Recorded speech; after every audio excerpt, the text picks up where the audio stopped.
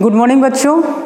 आज मैं hello arenes का ये तीसरा वीडियो है मेरा, और इसमें हेलो एरिन्स में मैंने आपको पिछले वीडियो में बताया था कि ये जो हेलो एरिन्स होते हैं ये न्यूक्लियोफिलिक सब्स्टिट्यूशन रिएक्शन आसानी से नहीं दिखाते हैं। कुछ कंडीशन होती हैं, अगर उस कंडीशन को फॉलो किया जाए तो ये हेलो एरिन्स भी न्यूक्लियोफिलिक सब्स्टिट्यूशन रिएक्शन दिखाने लगती हैं।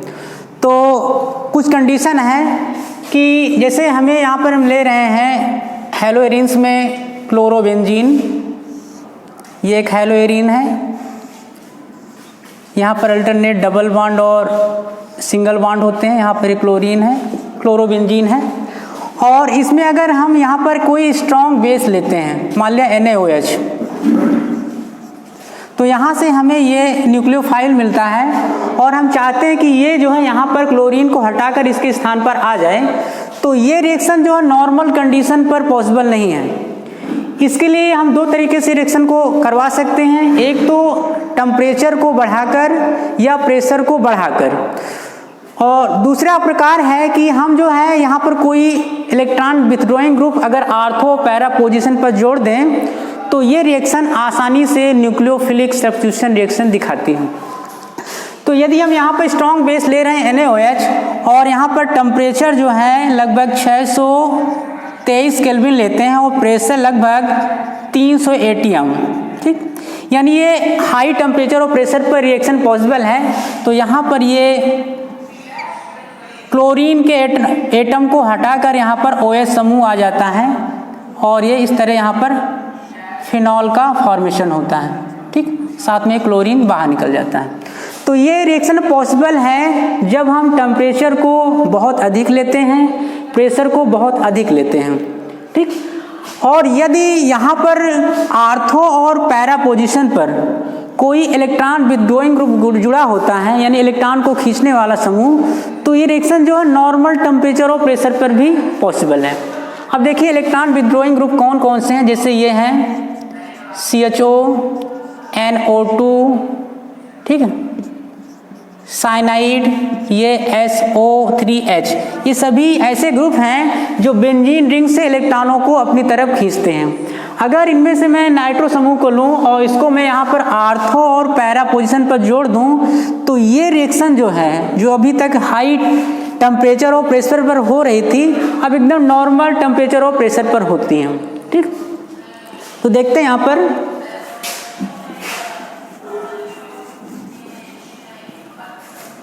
यहाँ पर यदि मैं यहाँ पर इसको Na2 ग्रुप यहाँ पे जोड़ दूँ, NO2 इस तरह होता है। इसको मैं ज़रा इस तरह लिख दूँ बॉन्ड फॉर्म में, इसको मैं ऐसे लिख सकते हैं, ठीक। मॉडर्न केमिस्ट्री में इसको हम ऐसे लिखते हैं ये। अब यदि हम यहाँ पर इसकी रिएक्शन जो है स्ट्रॉन्ग बेस NaOH से करवाते हैं, NaOH से, तो यहाँ पर ये जो OH है, ये न्यूक्लियोफाइल है, ये यहाँ पर इसको क्लोरीन एटम्स को रिप्लेस कर देता है। क्लोरीन एटम को ये रिप्लेस कर देता है और यहाँ पर ये OH आ जाता है और ये समूह अपने ही स्थान पर रहेगा, ये इस तरह अपने ही स्थान पर ये रहेगा। तो यहाँ पर ये क्लोरीन बाहर निकल गया। अब ये रिएक्शन जो है यानी कि बहुत ही कम टेम्परेचर पर होती है पहले की अपेक्षा। क्यों? क्योंकि यहाँ पर ये इलेक्ट्रॉन विथड्रॉइंग ग्रुप जुड़ा हुआ है, ये इस रिंग से इलेक्ट्रॉन को अपनी ओर खींच लेता है। हम जानते हैं कि यहाँ पर जो है sp2 हाइब्रिडाइजेशन होता है और इस कार्बन की जो इलेक्ट्रोनिगेटिविटी होती है वो मैक्सिमम होती है, ठीक। तो मैक्सिमम होने के कारण जो है अगर हम इसको नहीं लेते हैं तो OH समूह आसानी से यहाँ पर नहीं आ पाता है और ये रिएक्शन जो है नॉर्मल टेम्परेचर और प्रेशर पर नहीं होती है।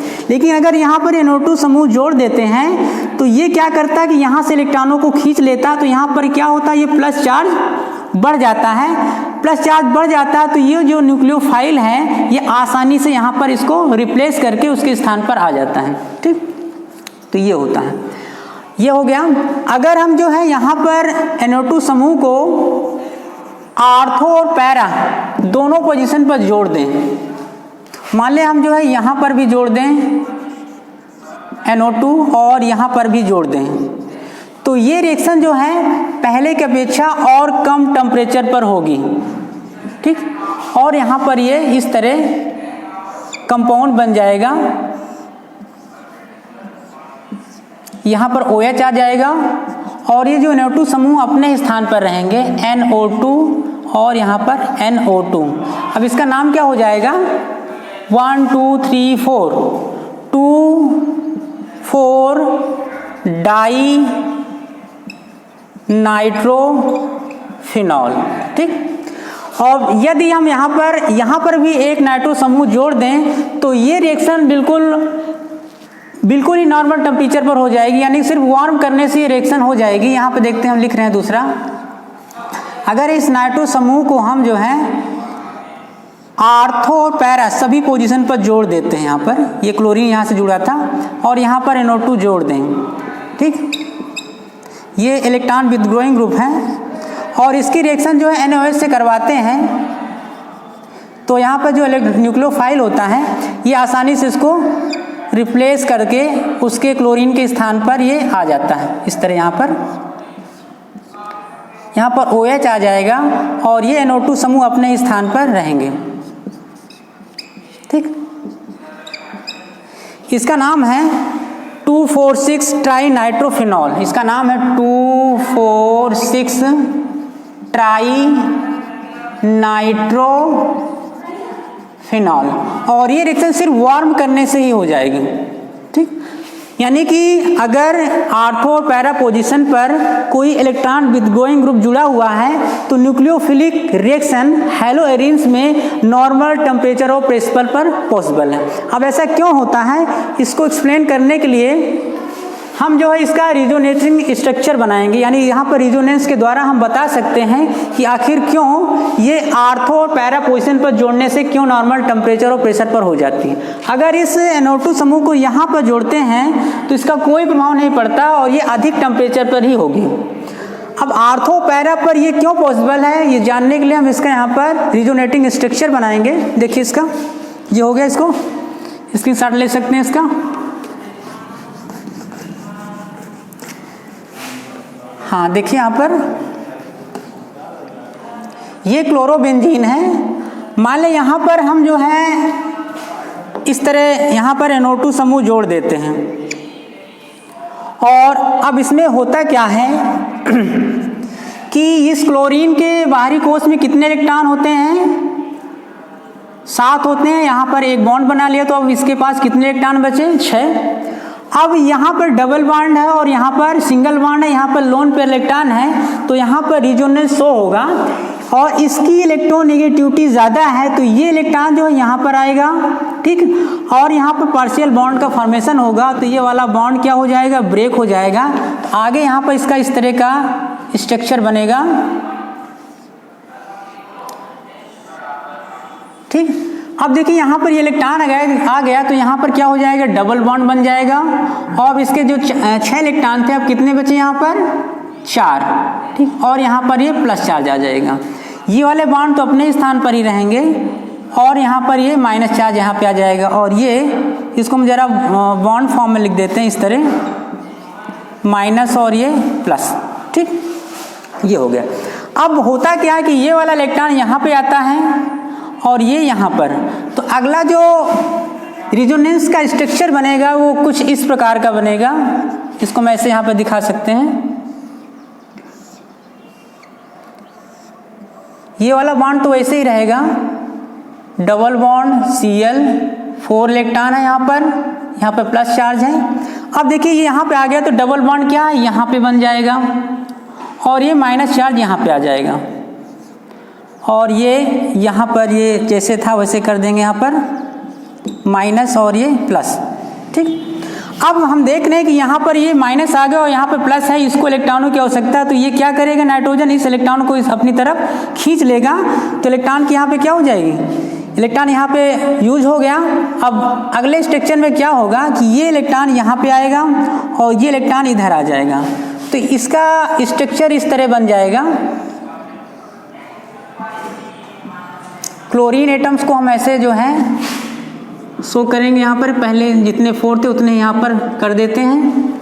अब क्या होगा कि ये वाला बॉन्ड यहाँ पे बन जाएगा और ये जहाँ था वैसे रहेगा, और ये इसको हम इस तरह यहाँ पर शो करेंगे माइनस और ये प्लस। अब ये माइनस चार्ज जो है यहाँ पे आ गया, ठीक। अब आगे क्या होता है कि ये इलेक्ट्रॉन यहाँ पे आता है और ये वाला इलेक्ट्रॉन वापस यहाँ चला जाता है। तो इसका अगला जो स्ट्रक्चर बनेगा ये इस तरह बनेगा। इसको मैं नीचे कर दूं यहाँ पर, ठीक। अब ये क्या, ये बॉन्ड यहाँ पे क्या होता है, ये क्लोरीन अपने इलेक्ट्रॉन वापस ले लेता है, तो इसके 6 इलेक्ट्रॉन वापस इसको मिल जाते हैं जैसे पहले थे, और ये वाला बॉन्ड यहाँ पे बन जाता है, ठीक है। बाकी एज इट कर देते हैं जैसे यहाँ पर थे N और यहाँ पर ये माइनस और ये प्लस। तो ये जो इसका स्ट्रक्चर बना हुआ है, आप यहाँ देखिए कि माइनस चार्ज जो है एक आर्थो पोजीशन पर आ रहा है, एक पैरा पोजीशन पर। तो यहाँ पे देखिए पैरा पोजीशन पर आ रहा है, तो ये वाले स्ट्रक्चर को देखिए यहाँ पर, इसमें क्या है कि माइनस चार्ज यहाँ पर आया है और इस पर प्लस है, तो इसको इलेक्ट्रॉनों की आवश्यकता है, तो ये इसके इलेक्ट्रॉन को अपनी तरफ खींच लेता है। तो यहाँ से इलेक्ट्रॉन की डेंसिटी जो है कम हो जाएगी और यहाँ पर पॉजिटिव चार्ज इंक्रीज हो जाएगा।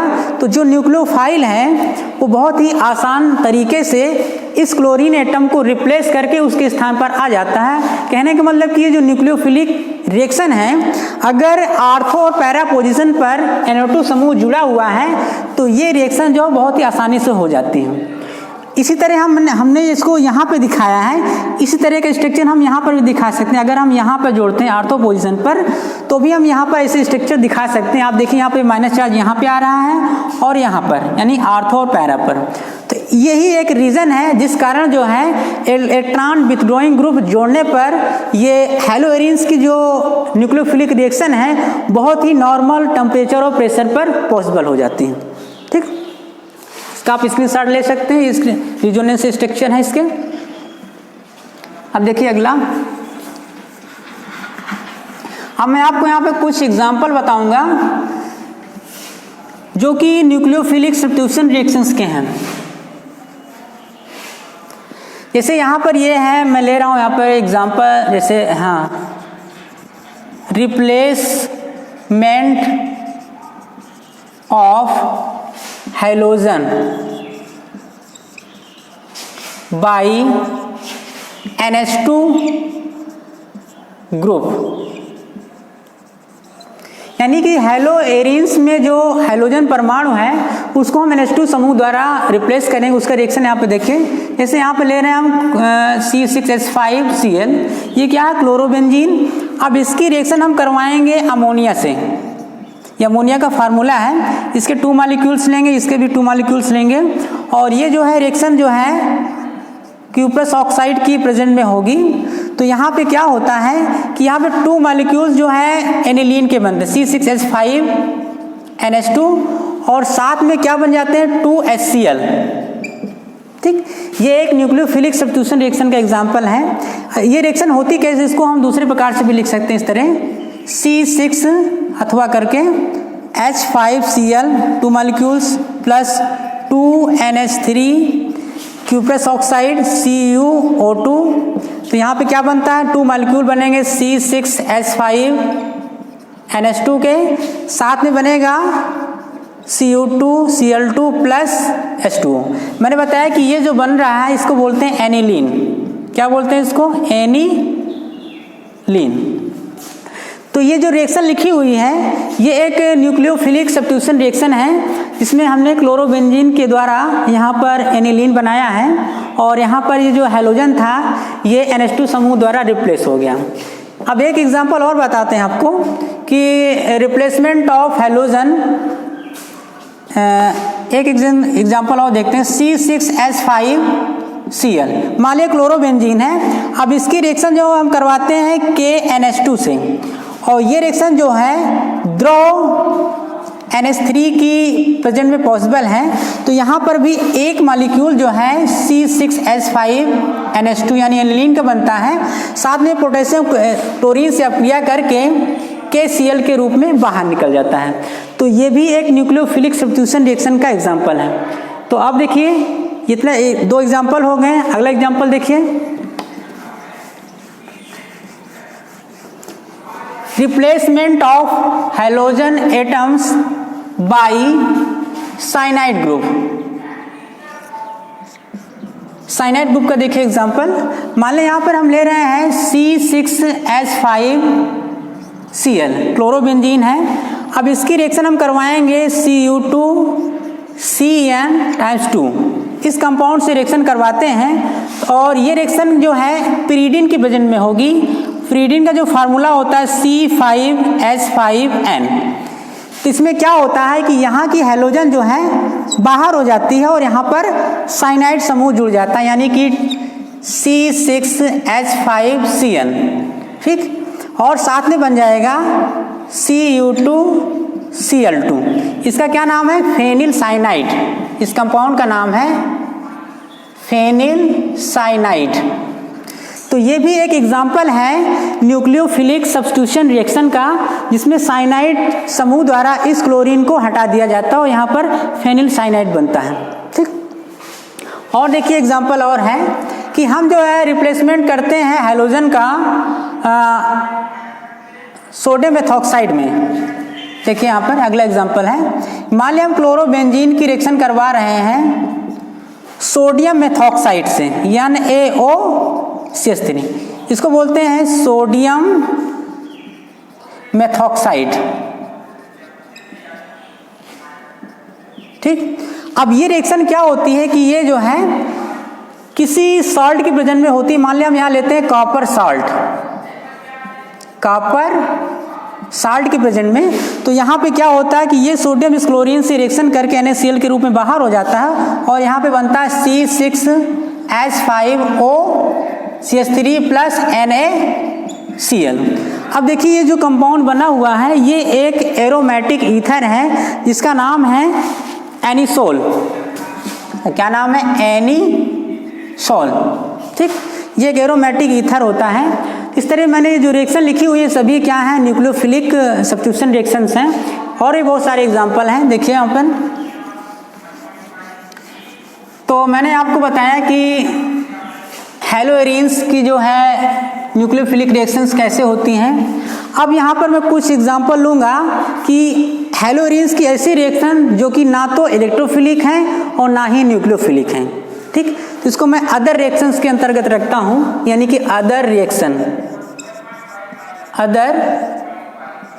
रिएक्शन, ठीक। यानी कि ऐसे रिएक्शंस जो कि ना तो न्यूक्लियोफिलिक हैं और ना ही इलेक्ट्रोफिलिक हैं। एग्जांपल देखिए, मान लिया जो है यहाँ पर हम C6H5Br, ये ब्रोमोबेंजीन है। अब इसकी रिएक्शन हम जो है करवाते हैं मैग्नीशियम से और ये रिएक्शन जो है ईथर की प्रेजेंस में होती है, ड्राई ईथर की प्रेजेंस में होती है। तो यहाँ पर ग्रिग्नार्ड रेजिएंट्स का फॉर्मेशन होता है, यानी इस तरह का कंपाउंड बनेगा C6H5MgBr। ये जो है फेनिल मैग्नीशियम ब्रोमाइड है, इसको क्या बोलते हैं? फेनिल मैग्नीशियम ब्रोमाइड, ठीक। इसको ग्रिग्नार्ड रिएजेंट्स के नाम से जानते हैं, ग्रिग्नार्ड रिएजेंट्स, ठीक। मैंने बताया कि ग्रिग्नार्ड रिएजेंट्स जो है दो प्रकार के होते हैं, एक एलिफेटिक में भी होते हैं और यहाँ पे जो बन रहा है ये एरोमेटिक में है, ठीक। अब यहाँ पर जो है यदि हम यहाँ पर क्लोरोबेंजीन ले रहे हैं C6H5Cl और इसकी रिएक्शन हम करवाते हैं मैग्नीशियम के प्रेजेंस में, तो यहाँ पे जो ड्राई ईथर होगा एरोमेटिक के केस में हम यहाँ पर लेते हैं टेट्राहाइड्रोफ्यूरॉन THF, ड्राई लेते हैं इसको। ये भी एक जो है ईथर ही होता है टेट्राहाइड्रोफ्यूरेन। इसका जो मैं यहाँ पे स्ट्रक्चर बना दूँ कि टेट्राहाइड्रोफ्यूरेन होता क्या है। ये जो कंपाउंड बना हुआ है इसको बोलते हैं THF, टेट्राहाइड्रोफ्यूरेन। यानी कि अगर हमें एरोमेटिक ग्रिग्नार्ड एजेंट्स बनाना है तब यहाँ पर लेंगे THF, अगर एलिफेटिक बनाना है तब यहाँ पर डाई ईथर में कोई भी डाईमेथिल ईथर या डाई एथिल ईथर ले सकते हैं। तो यहाँ पे बन जाएगा C6H5MgCl। इसका नाम क्या?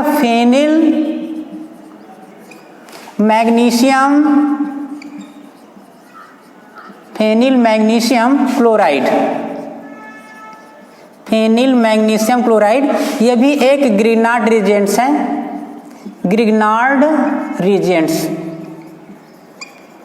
ठीक, तो ये जो है हेलोइरिन्स की कुछ रिएक्शन है जो कि बहुत इंपॉर्टेंट है।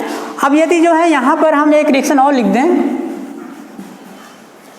कि यदि हम जो है क्लोरोबेंजीन की रिएक्शन जो है यहाँ पर हम लिथियम से करवाते हैं 2 मॉलिक्यूल से, तो यहाँ पे क्या बन जाएगा C6H5 लिथियम, साथ में बनेगा लिथियम क्लोराइड। ये भी एक ग्रिग्नार्ड रिएजेंट्स की तरह ही काम करता है क्योंकि ये भी एक ऑर्गेनोमेटेलिक कंपाउंड है। क्या है? Organometallic compound. तो रिएक्शन बहुत इंपॉर्टेंट है। अब देखिए अगला एग्जांपल, इसकी रिएक्शन बहुत ही इंपॉर्टेंट है, बोर्ड एग्जाम में आती हैं। अब मैं आपको बताने वाला हूँ एक रिएक्शन जिसका एक पर्टिकुलर नाम होता है उर्ज-फिटिक रिएक्शन। उर्ज-फिटिक रिएक्शंस।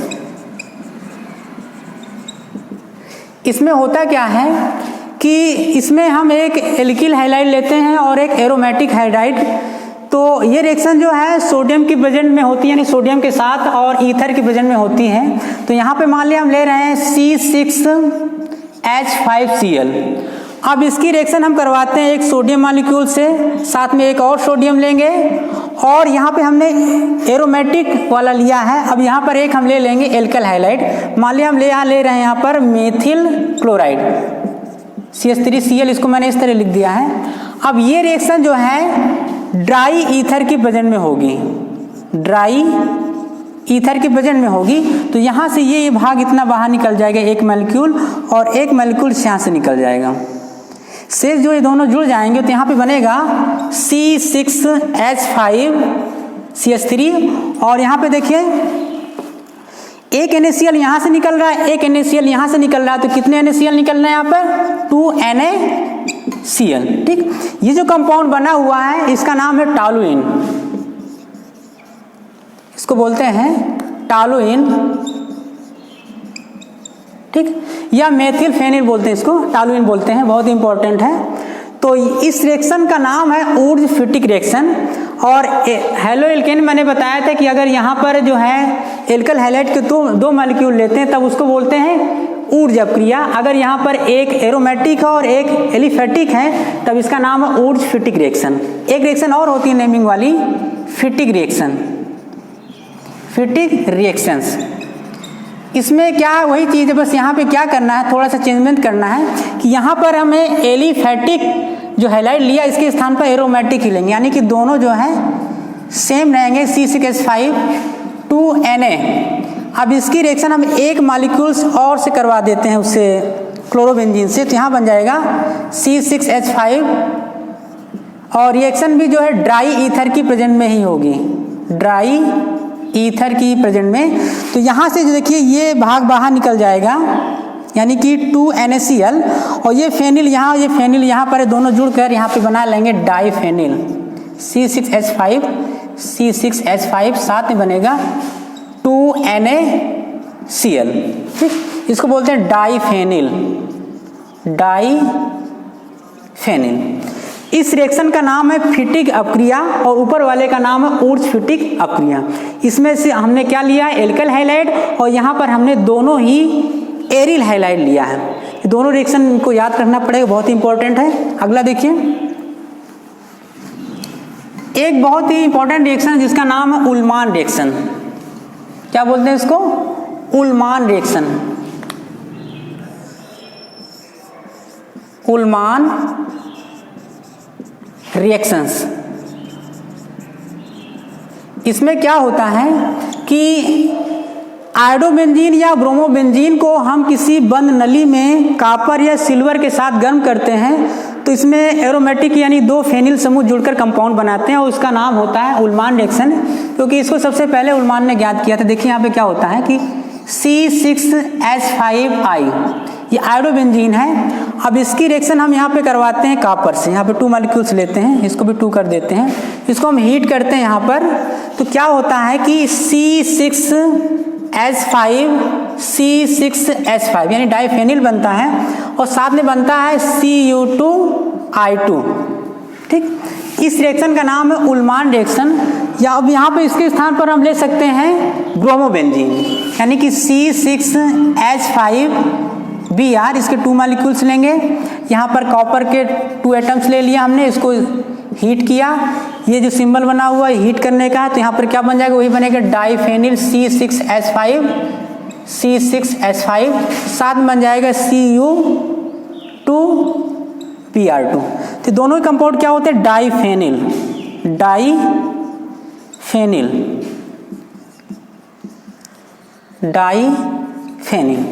इन दोनों रिएक्शन का नाम है उल्मान रिएक्शंस। अब एक एग्जांपल और देखिए कि अगर हम क्लोरोबेंजीन का हम अपचयन करते हैं, अपचयन के लिए यहाँ पे क्या लेते हैं, H।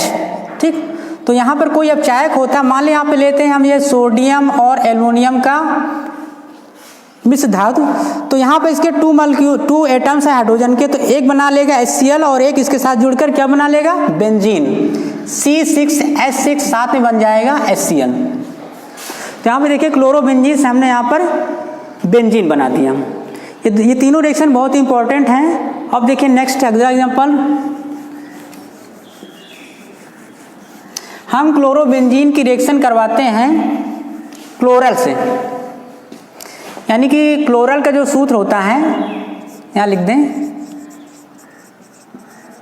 Reaction with chloral. Chloral का जो सूत्र होता है CCl3CH, तो इसको बोलते हैं क्लोरल।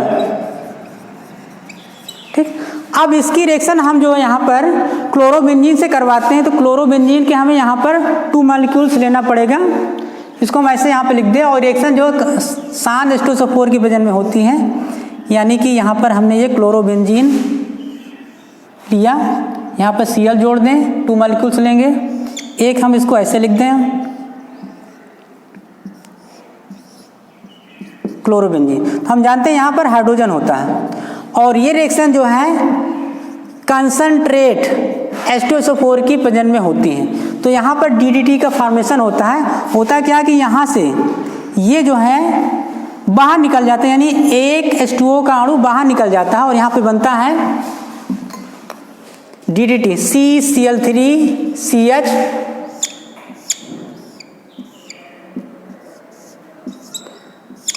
DDT,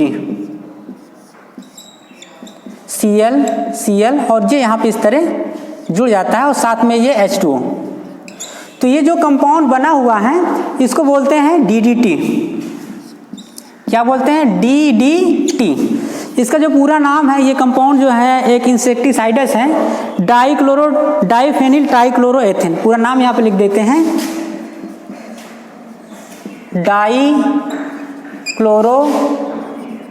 diphenyl ट्राइक्लोरोएथेन। तो आज मैंने आपको जो है हैलोजेंस की कुछ न्यूक्लियोफिलिक सब्स्टिट्यूशन रिएक्शन बताया, कुछ अदर रिएक्शंस भी बताया है, ये बहुत इंपॉर्टेंट है बोर्ड एग्जाम के लिए। तो आज के लिए बस इतना ही। Thank you for watching.